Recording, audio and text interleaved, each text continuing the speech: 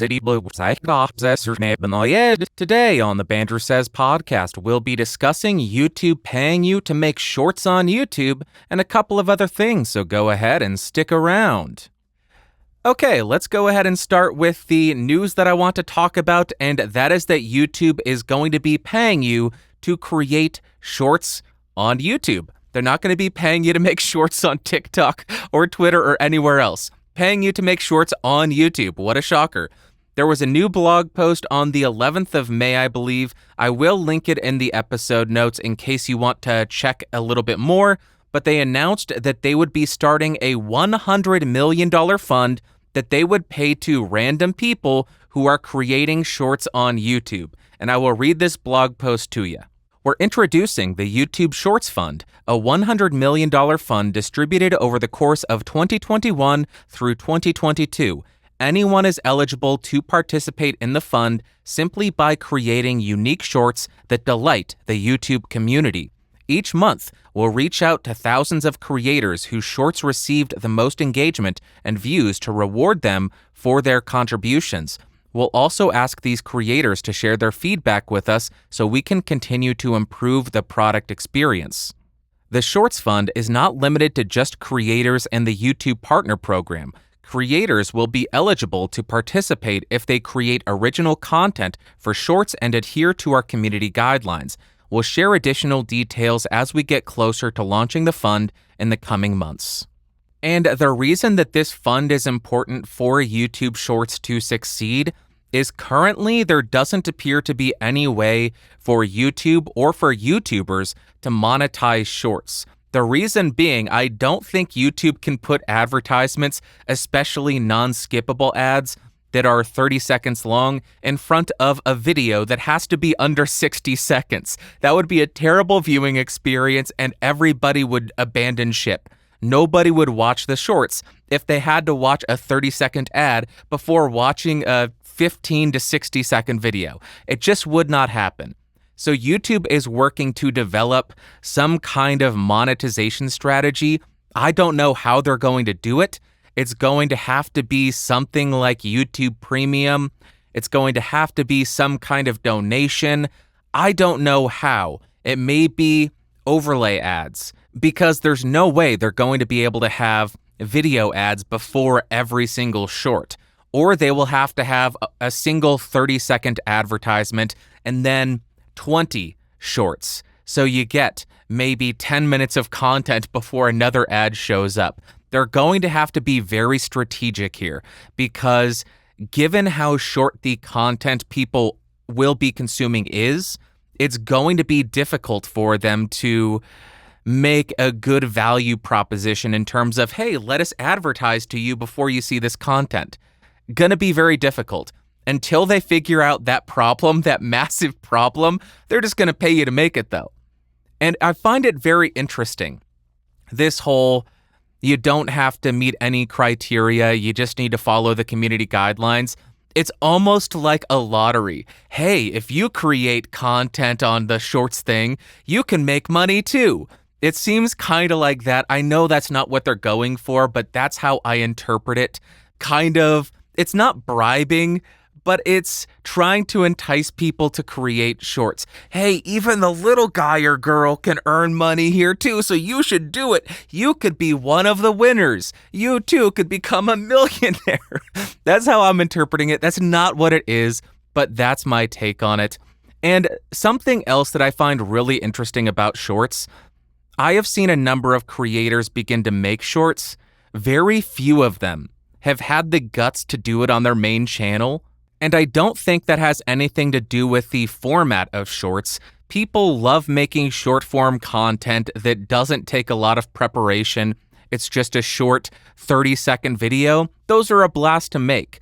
I think the reason we're seeing people reluctant to make it on their main channel and instead starting secondary channels solely for the purpose of publishing shorts or solely for the purpose of publishing random stuff they don't care about and then throwing shorts on there is because YouTube tends to have this reputation of rolling out new products that they push, but then those new products harming the creator's existing catalog of content. For example, when they rolled out premieres, there was some talk about how damaging that was for the organic growth of a video. Or when it comes to live streaming, they were really pushing live streaming. It seemed like live streaming damaged your non-live streaming content, your catalog of published videos. I think they are finally starting to understand they need to treat each of these different types of content differently, and they need to make sure that one piece of content, whether it be a short, whether it be live streaming, does not impact everything else, all your other published content in the algorithm. But based on that reputation, people are not doing this on their main channel for the most part. And I think that goes against what YouTube wants. I believe YouTube wants you to have a bunch of different styles of content on your one channel. They want you to have the long form or at least edited content, the pre-made published videos. They want you to live stream. They want you to have shorts. They want you to do community posts. They want you to do all of that on a single channel. And so far, it seems like there are some folks who will do live streaming and publish videos and use community posts, but I have yet to see anybody doing all of them regularly on a single channel because I don't think that would ultimately benefit the channel at this time. People need to see YouTube prove to them that doing a bunch of shorts on your main channel isn't going to harm your other content. It will be very interesting to see, and I will link the blog post because they talk about a couple of other things in there as well. But if you want to make some money, go ahead and start making shorts, and maybe you could be one of them. You can enter a lottery to win a bunch of money. And it seems as though it's random as far as what shorts take off. And I guess that's the same about all of YouTube. Random videos will just pop off and get extremely popular. But you see that with shorts as well. There are some channels that publish a short that gets 1 million+ views, but then the rest of their shorts end up getting a couple of thousand views. I looked at a fellow creator's new channel that they made exclusively for shorts, and almost all of the videos, all of the shorts had maybe 1,000 views, but then they had one or two that had 60,000. It's going to be interesting to watch. I will link the blog post if you want to check that out. And that is it for the news, actually. No other news that we're talking about. And with that pesky news out of the way, let's talk about what I've been testing. You have been listening to it. The Neumann TLM49, a transformerless condenser solid-state microphone thing. Full disclosure, I don't know if I need to disclose this. I'm going to do it to be safe. This was sent to me by Sweetwater so I could review it on my main channel, which I will be doing on Tuesday of this coming week. Go check that out. What are my initial thoughts of this thing? It is a mid-forward microphone. What a surprise. It's going for a 47-49 style sound, very mid-forward-y. I used it to record a quick cover song on the Bandrewplays channel. I will link that video in the description and show notes if you want to check it out. It is mid-forward. There's no denying that. But the thing that stood out to me is while it was mid-forward, it didn't overpower the crispness, the articulation in the top end. You could really still capture all of the articulation on the strings, the attack on the strings, and it sounded excellent on the acoustic guitar. On the voice, I'm a mid-head. I love mid-sounding microphones. I love microphones that are neutral because then it gives more of a mid-forward sound because it's not overpowered by the boost in the treble and air, not overboosted by the low end. Love all that and really enjoyed this on my voice. Did me a lot of favors, I think. Some folks may hate it because it is more mid-forward. It has more of a vintage sound as opposed to the modern overboosted top end, which I am not the most partial to, but can work for many people. As far as for spoken word, I really enjoy it. It's not as smooth as the higher end stuff, but still relatively smooth, especially compared to sub $1,000 microphones. Really an interesting sounding microphone and quite unique sounding microphone because nowadays People aren't going, companies are not going for that vintage mid-forward sound. They're going for the modern, hyper crisp, ultra to the T. I don't know what that means. They're going ultra, hyper, super duper crisp, all the top end. And it's nice to have some options that are different. Let's talk about what you had to say, and the first comment comes from Paul. Paul says, Facebook only enforces rules to people they disagree with. Paul, thank you very much for that comment, and my response is, naturally. Of course, this should be no big surprise to any of us. This is what we should expect.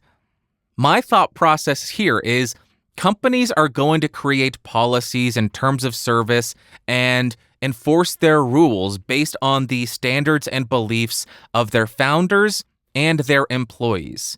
Because I think of that, I have to look at where these companies are headquartered, where the majority of their employees live, and what kind of political beliefs or what kind of ideas do people who live in those cities hold. For example, if a company was founded in Silicon Valley, that is a relatively left-leaning city. What does that mean? They are going to employ people who are more than likely going to lean to the left. Therefore, when they go in and start to negotiate with each other and discuss what kind of policies, what kind of rules they should have, what is going to inform those decisions? Their political beliefs, their beliefs in general. Meaning, those rules are going to be left-leaning. And because of that, you are going to see people who are right-leaning, people who have different ideas, have the rules enforced against them a bit more because the rules are going to be contradictory to the opposition's belief system. So this is no big surprise to me because in my opinion, in my mind, it takes a person with extremely strong character to make rules, to enforce rules, and eliminate as much of their bias as possible. And maybe I'm a dick, maybe I'm a jerk.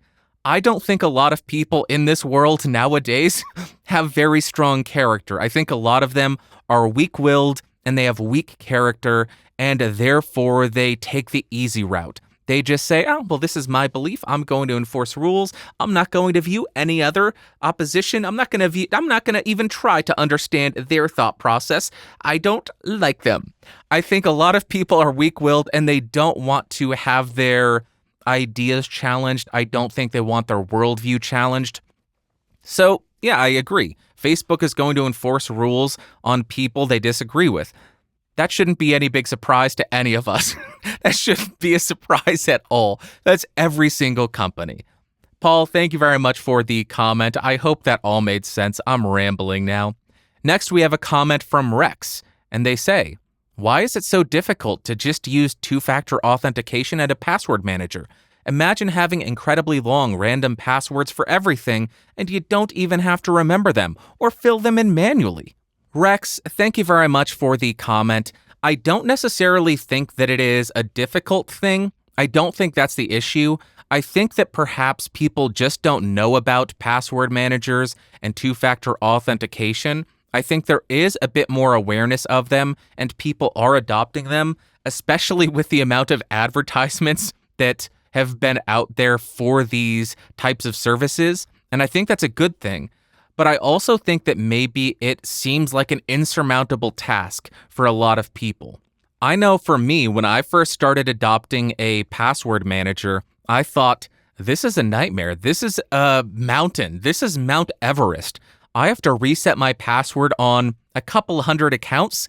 This is going to take weeks. And then I thought, oh, I'll just go ahead and change the password whenever I log in to use that service. And then once I have done that, and I can go and reset the password on all the other accounts that I use maybe once a year. I don't need to be as aggressive with the password resetting on those accounts because I don't really use them. If I lose them, no big deal. And my main accounts, my primary accounts, the important accounts, will already have the password reset, and I will set up 2FA on as many as I can. Doing it day by day, not trying to do all of them at once, really is beneficial, and it made it much more manageable. But as far as 2FA and password managers being the only thing that's required to eliminate the possibility of a YouTube channel being hacked, I think that's incorrect. The reason I'm saying that is I believe that Front Page Tech had 2FA and password managers and all of that set up on their channel, yet their channel was still hacked and stolen. If I'm not mistaken, the way this was accomplished, an advertiser, a quote-unquote advertiser, sent them an email and said, hey, we have a VPN, we want you to advertise, but first you need to download it and try it out so you understand what you're advertising. Well, when they downloaded that VPN or that password manager or whatever they were trying out, it spoofed their browser or something, and they were already logged in on their browser, meaning that hacker did not need the 2FA token and the password because they just copied the browser session that was already logged into the YouTube account. Now, somebody correct me if I'm wrong, but that is my understanding of how it was done. I don't know if that's 100% possible or if that's exactly how it happened, but that's my understanding. That's why I still advocate. I clipped a part of this podcast where I was saying people need to, or creators need to have more discerning ideas or need to be much more discerning with the advertisers that they even consider working with. Don't just accept anything that comes through your email because they may be a terrible party. They may be a nefarious party trying to steal your account or trying to scam you. They may not be trying to scam your viewers. They may be trying to scam you. So be careful. Be very discerning with who you even consider working with. There you go. That's my take on it. Thank you very much for the comment, Rex. Apriya. Next, we have a comment from Podwabbit. While the idea of tipping content creators makes me want to take a shower, I then think people donate money to politicians. I don't know. Podwabbit, thank you very much for the comment. I'm going to push back on this a little bit. Just because it's labeled donating, I don't necessarily view it as donating. With politicians, yes, I view that as donating. With charities, yes, I view that as donating. With content creators, I don't view it as donating as much as paying for the entertainment value or the information value that you received from the content that you watched or listened to or read. When I used to go to concerts, I never viewed the cover charge as donations. I never viewed it as donating to the band. I viewed it as compensating the band for the entertainment that I am receiving. When somebody subscribes to Hulu or Netflix, I don't view that as donating to Netflix or Hulu. I view it as them compensating the company for the entertainment value that they are receiving from that content that they are subscribing to. Just like somebody giving money to a content creator, I view that as that individual compensating the content creator for the entertainment that they are receiving, the information they're receiving, anything. That's my take on it. I think just because some of these platforms label it donating, I don't necessarily think that makes it donating. I think that's a mischaracterization of it. I hope you understand my point, but thank you very much for the comment, Podwabbit. It's hunting season. I'm hunting wabbits. All right. That was cringe. Let's jump to my favorite part of the show, the Ask Bandrew segment.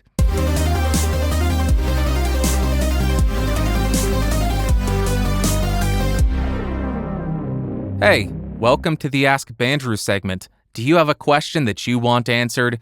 Go to askbandrew.com. There are instructions on how to send in audio, video, and text-based questions. I prefer audio and video because then you don't have to listen to me read.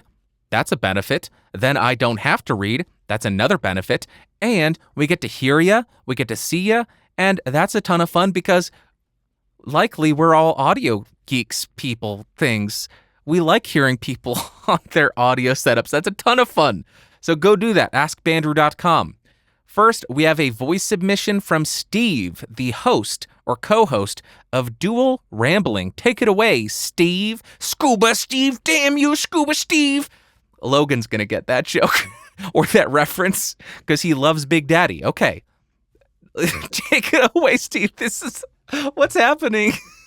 Hey, Bandrew. This is Steve.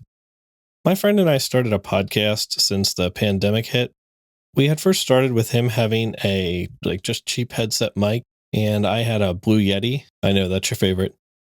I ran everything into my Mac, and we had been recording using Audio Hijack. I then wanted to kind of up our production quality a little bit, so I had moved into the Rode NT1A, and he had moved into the Blue Yeti. I have his sounding pretty good, I think. I have everything running through a Rode Podcaster Pro now as well. I'm editing everything in Logic, and I'm using a few different plugins. I have Isotope's Nectar 3, Waves NS1, and Waves D-Breath. I do have the Aural Exciter turned on, as well as the big bottom on my microphone. And I also have the compressor, de-esser, the high-pass filter, and things like that turned on the Rodecaster for my mic as well. I feel like I just can't get mine quite nailed down right. I feel like I'm not getting that podcast sound where everything's kind of like front and center.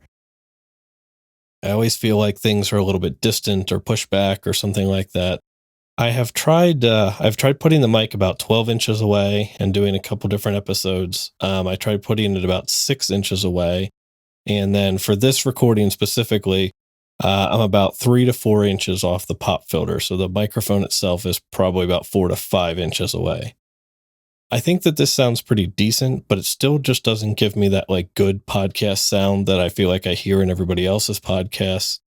Is there anything that I'm doing wrong, or is there anything that sounds out of place or anything like that to you? I appreciate your feedback. That'd be great. Thank you. Steve, thank you very much for the voice submission. If anyone is interested in their podcast, Dual Rambling, DUEL Rambling, I will link the show in the description. Let me walk through this. You are using the Rode NT1A into the Rodecaster Pro. In the RCP, you have the Aural Exciter. Rode corrected me because I said Aural Exciter, and there was a big back and forth about it being Aural Exciter. Yeah, it was gross. The Aural Exciter and the big bottom, as well as a compressor and pretty much everything else. Then in post, you're doing Isotope Nectar 3, Waves NS1, which is a noise suppressor, and Waves D-Breath. And you are recording about 4 inches off of the mic.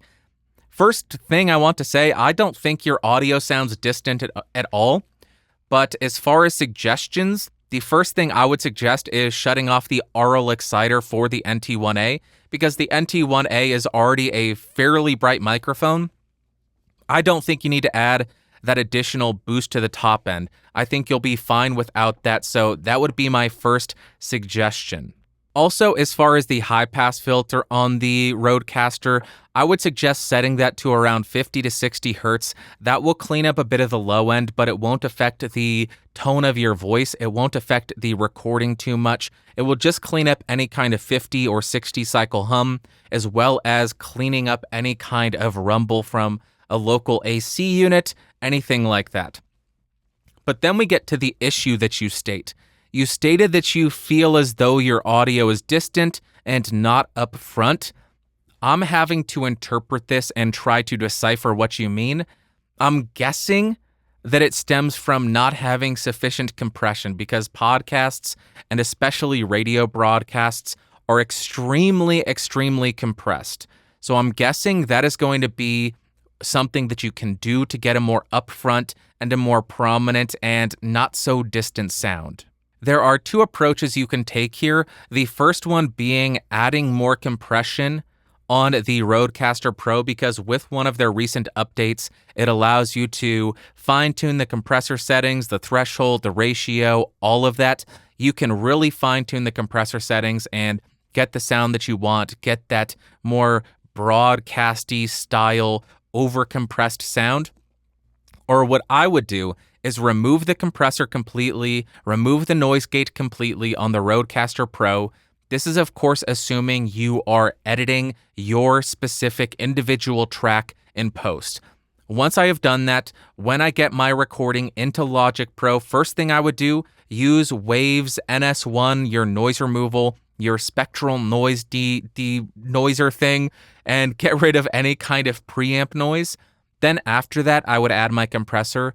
And the reason that I'm suggesting that is if you add a bunch of compression prior to doing some spectral denoise, that will bring up the noise floor. You may have a noise gate on, but once you start speaking, the noise gate isn't doing anything to remove that shh, that preamp noise. So doing a spectral denoise to remove the shh before you add the compression, you can get a lot more aggressive with that compressor, and it won't bring up that noise because you've removed it. So that would be my approach, and that is how I do my podcast.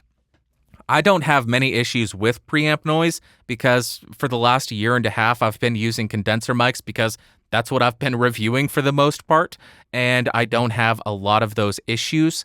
But I will still do some kind of noise removal, even though it isn't 100% necessary. I will still do, sometimes I'll do a de-reverb to get rid of any kind of reverb because that is more of an issue with the condenser mics I've been using. They have very wide polar patterns and pick up the room completely. So I will do a little bit of that. I will also throw on a noise gate, maybe if it is a quiet dynamic and I hear a bit of preamp noise or self noise. Then I'll do a spectral denoise, which will identify what the noise profile is and then get rid of it. And then I'll compress, and I can get a little bit more aggressive there. I still don't do too aggressive. I'm not too aggressive with my compressor. I typically sit around 3 to 5 dB of gain reduction, so not too aggressive. But that would be my suggestion. I hope that helps. Best of luck to you. Let us know what you end up landing on. Would love to hear the final product. Next, we have a voice submission. No, I am sorry, a video submission from Venus Productions. Take it away, Venus Productions. Hello, Bandrew. I have been a pretty big fan of your channel for about 5 years. I am an aspiring musician. I already released 2 albums with my father, and I am currently running a YouTube channel that has between 300 400 subscribers. I have a lot of gaming content on this channel, and I also have a lot of podcasts, reviews, music reviews, drum covers, etc. I was wondering, because I'm going to be doing a lot more podcasts on my channel, that if you had any recommendations for something a little bit more of that traditional podcast tone, because I have been using the Audio-Technica AT4040 for about 3 years now, and I love the sound of it raw, but I'm not a huge fan of it when I'm recording live material that cannot be edited, and I'm looking for something a little bit more on the podcast natural tone, something that I can just put into my audio interface. Maybe a dynamic, maybe I can get a Fethead eventually, but I was looking at either the Shure SM7B or the Rode NT1, the Rode Procaster, all those kind of mics. I do want something with that more natural podcast tone, so that, you know, I can I just want to sound a little bit more traditional and not like I'm doing some sort of voiceover for a review of some sort. But, you know, I am a very big fan of this microphone, so anything that you can recommend for that more vintage podcast feel will be fantastic. Thank you very much, Bandrew. You inspire me all the time to do more videos. And of course, well, we'll see you next time. Peace. Venus Productions, thank you very much for the video submission. If anybody is interested in his channel, I will link that in the episode notes. He has a bunch of drum covers. He has done some prog rock stuff, which is really fun. Also really cool to hear you've released 2 albums with your father. That is awesome. Anyway, you are asking recommendations for something that has more of a podcast tone. You are currently using the AT4040, but you don't like it raw and want more of a podcasting sound for live situations. First thing I want to say is the recording that you sent in sounds great. I don't know what kind of processing you did, but when I listened to that, I thought, hey, this sounds perfectly podcast ready. This sounds podcasty. You're getting the sound that you want, but you are saying that you don't have the ability to do that live. I'm going to push back on you a little bit there. If you are live streaming with something like OBS, you can do a lot of that. you can use the plugins that are free and built in OBS and get some noise removal, get some compression, get some limiting, get all of that. You can also, if you're on Windows, you can download the Reaper plugin suite, which would allow you to do some EQing, have a little bit more granular control over compression, stuff like that. So you can get a lot of the sound that you're getting out of that processed audio that you sent in through OBS. And that is a free piece of software. The plugins, those are all free as well. And you can get great live sound that way. And you don't have to buy a new microphone. That is the first route I would recommend before going out and buying some more gear, because that's not always the solution. Try to solve it with tools that are available to you. OBS, free plugins, that's the first route that I would go. But if you are not able to get the sound that you want, the live sound that you want, that podcast broadcast sound with the AT4040 and the plugins and the live streaming software, I can't tell you exactly what microphone to get because I don't know the exact tone that you're looking for with the podcast broadcasty sound. I will say that I did just put out a video, my 12 favorite podcast microphones, something like that. And the price ranges from $100 up to $3,600. My picks for me personally would be SEV7 at around $100. That's a handheld dynamic mic. Sounds great. Really nice sound. Pretty even, pretty balanced. Then if I wanted to go higher, 300 to 400, I would go Beyer Dynamic M201TG or Shure SM7B. Then if I wanted to go higher, I would go Neumann KMS 105, but that is less of a podcasty style sound and more of a condenser sound because it's a condenser microphone. So I would end somewhere around M201TG, SM7B, RE20, Procaster. Those are all very popular options.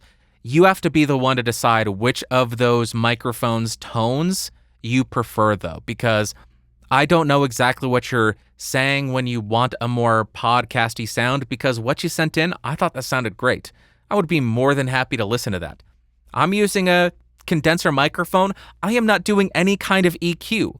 I am just doing a bit of compression most of the time, a little bit of noise removal, a little bit of de-reverb, but very, very, very, very, very minuscule. I've done videos on here, on this show, about how I process my podcast. I'm an idiot. And you can watch that and see how I do it, but a lot of the stuff you will hear me flip it on and off. Most of it is negligible. You cannot hear a difference. It's just these minor, tiny little things, because the goal is to get the best sounding audio you can before you hit record. I try to get the exact sound that I want before I hit record, and most of the time, that has to do with setting the gain properly, using a pop filter, getting good microphone placement, and having proper microphone technique. That's my take on it.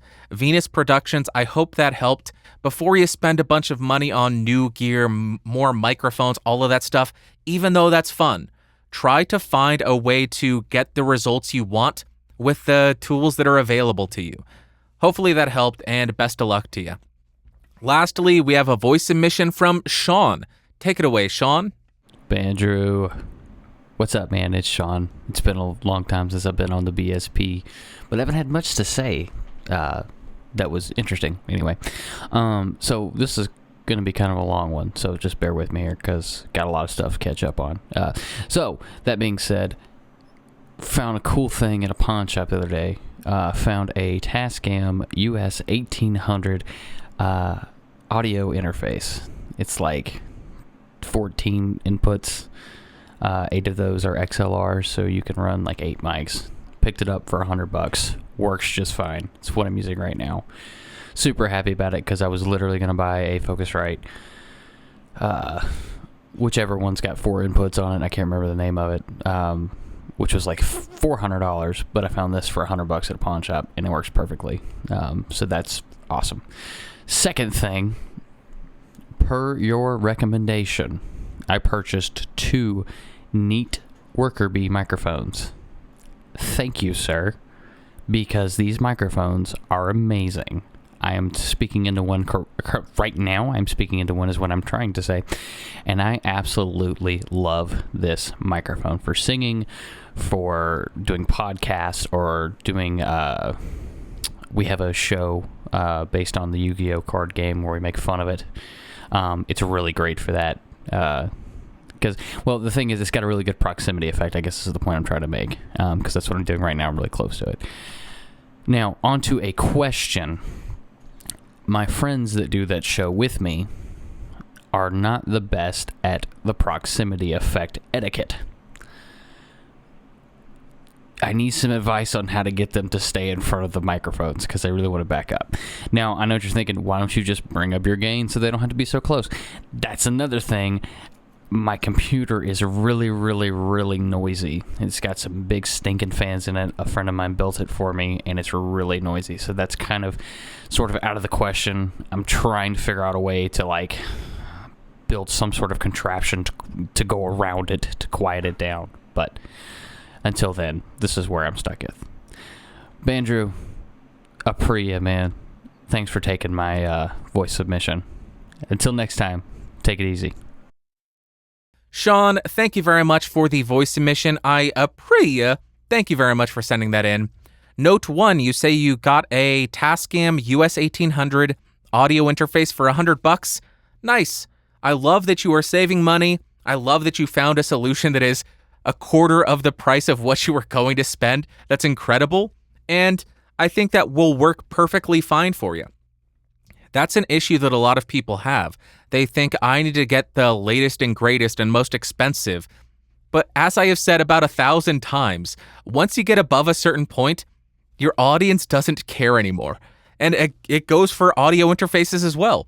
I did that in my when you should upgrade your audio interface and microphone, all that stuff. I switched between the Behringer UM2, which is a $30 to $40 interface, Focusrite, and then Universal Audio until I pointed it out. Nobody noticed. Or at least nobody left a comment saying, hey, why did it start to sound funky around there? Nobody. So even with interfaces and microphones, it's not going to be the world of difference. The majority of our audience will not notice and they will not care. Of course, you will have people who are listening very critically. They may care, but for the majority of people, they won't. Second note, you got 2 neat worker bees and you're loving them. I am very happy to hear that. $90 for a condenser microphone that sounds like that is such a great deal for 90 buckaroos. Well done. Glad you're enjoying them and glad they are working well for you. Then we get to your question.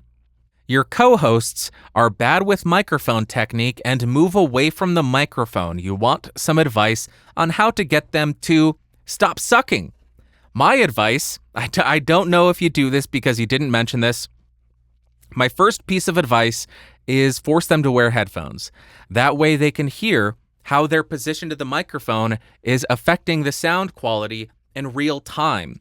If that doesn't work, or if you have an inability to do that, hey, I'm moving around the microphone. Guess what? I can hear in my headphones I sound terrible. Now I am back on the microphone and it sounds so much better. Unless you're Alan and Alan's going to say, oh, I like it better when you're 10 feet away from the microphone because you don't have that dirty proximity effect. Alan, shut up, Alan. Alan, sound speeds. I'm gonna get right on top of the microphone, you bully. Alan doesn't even know that I'm yelling at him, but now he does. What am I talking about? Anyway, back on topic. Force them to wear headphones. If you don't have a way to do that, if you don't have headphones, if they won't wear headphones, the next suggestion would be force them to listen to the audio before you do anything to it. That way you can say, hey, right here is where you moved off the microphone. Look how quiet you got. Look how much louder and dominant my voice is over yours. People will not be able to hear you. The important thing to remember is that the majority of people don't care about audio. Because of that, they don't even think about audio. They don't think about their relationship with the microphone, their distance from it, the position on the microphone. They don't care about that. That's why you see so many people using microphones incorrectly. Hey, Blue Yeti, I'm looking at you. That's why you see that, because people don't care about audio, and because they don't care about it, they don't think about it. And that's where you come in. That is your job as the producer of this show. You need to teach the people you're recording with why their position to the microphone is important, why they need to care about audio a little bit. Explain to them your position to the microphone. If you just move off, that's going to provide a worse listening experience for our audience. Don't you want your audience to enjoy listening to your show, or do you want them to hate listening to your show, ultimately leading to them to stop listening to your show? Maybe the people you're recording with don't care about that, but that's a bridge you'll have to burn when you come to it. To reiterate my suggestions, first thing would be force them to wear headphones. That will give them real-time feedback so they understand how their position of the microphone affects the sound of the recording. If they don't want to do that, second, force them to listen to the recording before you do any corrective actions so they can understand what their position to the microphone does. And third, if they still don't care, you need to make them care. That's your job as the producer because you're the one who cares about audio. You need to teach them why they ought to care about audio as well. Hopefully that was helpful. I don't know. This is why I don't record with other people, because I don't have to worry about any of that. I can record whenever I want, and I am good. Sean, thank you very much for the voice submission. I appreciate you. I'm going to end the show there. Only a couple of Ask Bandrews because the next 2 weeks are going to be full of Ask Bandrews because I'm not going to be recording over the weekends most of the time. I'm going to record these after I edit this and publish this. Then I record the next 2 weeks. Maybe I'll go back over the next couple of weeks and pull some what you had to say, all of that stuff. But the majority of the next couple of episodes will be Ask Bandrews. I appreciate you coming by. I would love to hear from you. What do you think of the Neumann TLM49? Let me know in the comments down below. Check the Podcastage channel on Tuesday, and there will be a review of this. Until next week, I appreciate you. I love you. I hope you have an amazing Sunday, Monday, Tuesday, Wednesday, Thursday, Friday, Saturday. Next Sunday, I will talk at you, but I will talk at you from the past, not in the future. And I will talk to you then. Love you. Bye-bye.